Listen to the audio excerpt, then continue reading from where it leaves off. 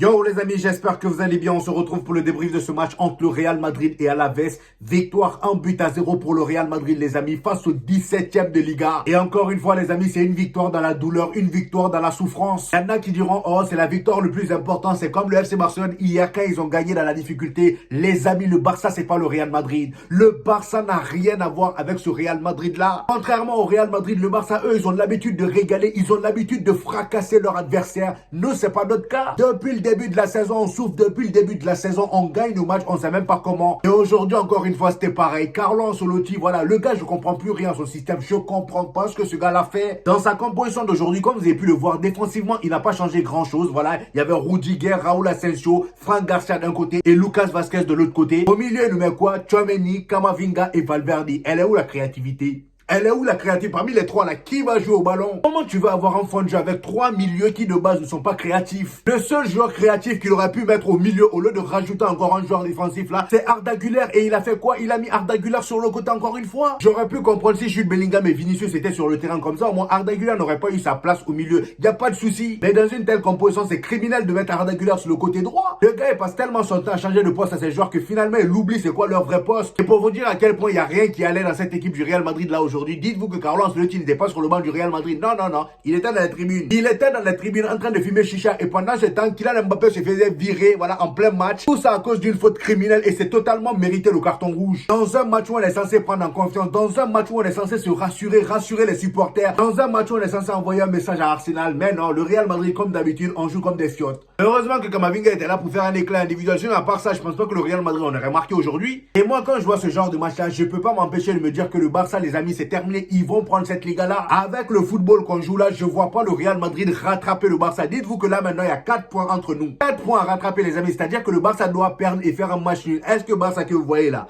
même quand ils sont fatigués, façon dont ils gagnent, vous pensez vraiment qu'ils vont perdre? Depuis le 1er janvier 2025, ils ont perdu aucun match. Wishy Chechny est encore au goal. Il n'a pas repris sa retraite. Détrompez-vous. Donc, pour que le Real Madrid gagne cette Liga-là, il faut déjà qu'on fasse 0 faux pas jusqu'à la fin. Et en espérant que le Barça perde un match et fasse un match nul, c'est mort. Et je vais aller encore plus loin. Même si le Barça perd et qu'il fasse match nul, le Real Madrid, on va pas la remporter. Parce que là, cette saison, j'ai comme l'impression qu'on est notre propre ennemi. Voilà, on va perdre encore un match bête face à une équipe là. Déjà là, avec le carton rouge de Kylian Mbappé, dites-vous que face à Bilbao, il va pas jouer. Parce que si Robert Lewandowski, juste parce qu'il a montré son nez, il s'est pris 3 matchs de suspension, Kylian Mbappé avec le tacle assassin qu'il a fait aujourd'hui là, c'est impossible qu'il prenne pas minimum 2 matchs. Donc s'il prend plus de 2 matchs, il va rater le match face à Bilbao. Et aussi, il va rater la finale de Copa del Rey face au FC Barcelone. On est foutu les amis. Le seul point positif que je trouve dans ça, c'est que Carlo Ancelotti, au moins s'il fait pas le teubé, il fait pas le cancre comme d'habitude, il va revenir sur la même compo qu'on avait la saison dernière avant l'arrivée de Kylian Mbappé. C'est-à-dire Rodrigo et Vinicius en pointe et derrière eux en faux neuf, Jude Bellingham. Donc vous-même voyez à quel point Kylian Mbappé nous fout dans la merde. Je sais pas ce qui nous arrive les amis. Franchement, j'ai comme l'impression qu'il y a un coup du sort qui s'abat sur nous. Et après quand on parle, c'est pour nous dire oh l'essentiel c'est les victoires, l'essentiel c'est les trophées. Combien de temps on va continuer comme ça les amis? Depuis le début de la saison, on dit la même chose. Oh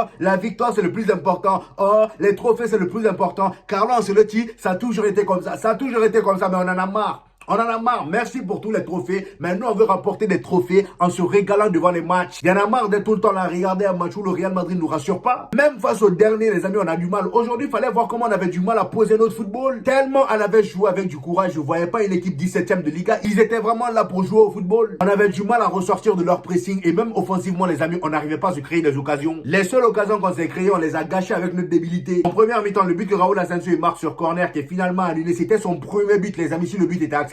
Mais malheureusement, ça a été refusé. Pourquoi? À cause d'un coup de fesse de Rudiger. Voilà, le gars, il vient, le gardien n'a rien demandé, il vient de pousser avec ses fesses. L'occasion vers la fin du match que Jude Bellingham, il te rate. Voilà, le gars, il vient devant la surface, il essaie de faire la passe à Vinicius, mais malheureusement, c'est contré. Le ballon revient sur lui. Il rentre dans la surface et là, finalement, il a la possibilité de faire la passe à Vinicius sans que le ballon soit contré. Il ne la fait pas. Quand c'était impossible de faire la passe, il a essayé de faire la passe. Maintenant que c'est possible, il fait pas la passe. Il essaie de marquer lui-même, il rate. Comment c'est possible de jouer comme ça, les amis? Franchement, j'ai l'impression que tout le monde veut être le buteur, tout le monde veut être au devant de la scène. Il y en a marre. On a besoin d'une équipe soudée, on a besoin de connexion footballistique. Le Barça de leur côté, ils font briller les individualités par leur collectif. Et nous de notre côté, c'est le contraire. C'est l'individualité qui veut faire briller le collectif et ça marche pas comme ça. Et même les jours où ça fonctionne, les matchs seront toujours poussifs. Comme aujourd'hui par exemple avec Camavinga qui nous marque ce superbe but. Si le gars n'avait pas marqué ça, je pense que le match serait terminé sur un match nul. Et franchement sur ce match-là, on peut dire qu'on a eu la chance de tomber sur une équipe d'Alaves vraiment bête aussi. Voilà, vous êtes là dans un match, le Real Madrid prend un carton rouge. Kylian Mbappé en plus de ça, leur attaquant. Au lieu de profiter de cet avantage-là pour claquer des buts, pour égaliser, non,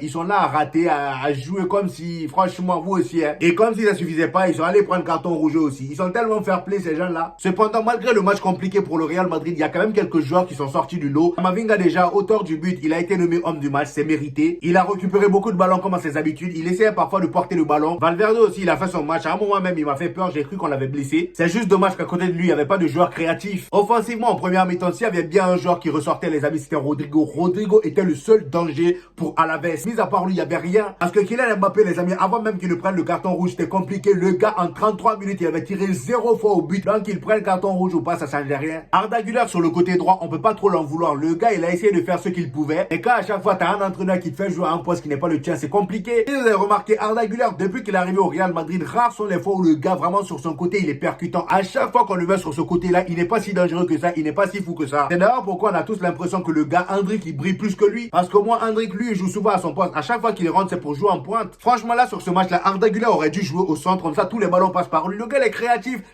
En Turquie, on le voit déjà. Regardez vous-même comment le gars il est bon au milieu. Mais Carlo Ancelotti, dans son rôle d'entraîneur, là, je sais pas s'il se déplace pour voir certains matchs de ses joueurs. Je sais même pas. Je comprends plus rien dans ses choix. Vraiment, les gars. Autant la saison dernière, même si parfois on n'avait pas un très beau jeu, mais au moins la composition était assez cohérente. Vous voyez ce que je veux dire? Et surtout, devant, ça suivait. Mais là, cette année, c'est n'importe quoi. On a l'impression qu'ils ont mis des individualités sur le terrain qui sont même pas compatibles et ils leur ont dit jouer. Et le plus fou, c'est que malgré toutes ces difficultés-là, le Real Madrid, on est présent dans toutes les compétitions. Ligue des Champions, on est en quart de finale. Copa del Rey, on est en finale. En championnat, on est deuxième avec seulement 4 points du FC Barcelone. Comment c'est possible? En Liga, là, la seule explication, c'est parce que le Barça, à un moment, ils ont commencé à faire des faux pas bizarres. Là, c'est juste à cause de ça. Hein. Sinon, le Barça, comme je vous ai dit, footballistiquement parlant, ils discutent même pas avec nous cette saison. Le petit truc qui m'a rassuré dans ce match-là, les amis, c'est le retour de Dani Ceballos. Au moins, lui, ça va faire énormément de bien. Bref, ceci dit, les amis, je pense vraiment que le Real Madrid, on a besoin de faire un grand ménage, les amis. On a besoin de renouveau. On a besoin d'un nouvel entraîneur. Xabi Alonso, il est là, il attend que ça. Voilà. Carlo Ancelotti, merci pour tout, mais on a besoin de changement. Il y a des joueurs même qui sont plus censés être là. Lucas Vazquez, Alaba, même Luka Modric, je l'aime bien. J'aurais bien aimé qu'il reste là pendant 100 ans, il n'y a pas de souci. Mais dans la position dans laquelle on se trouve là, les amis, on ne peut plus se permettre d'avoir des joueurs comme ça dans l'effectif. Faut renouveler, les amis. Faut avancer. Le Real Madrid n'a plus aucun système, les amis, et on peut pas continuer comme ça. Combien de temps on va continuer à dire, oh, la victoire c'est le plus important, la victoire c'est le plus... Nous qui sommes supporters, là, on mange quoi? À cause de tout ça, tout le monde nous prend pour leur petit. Les derniers du championnat viennent nous faire peur. Voilà, aujourd'hui, à la base, ils ont réussi à nous faire douter.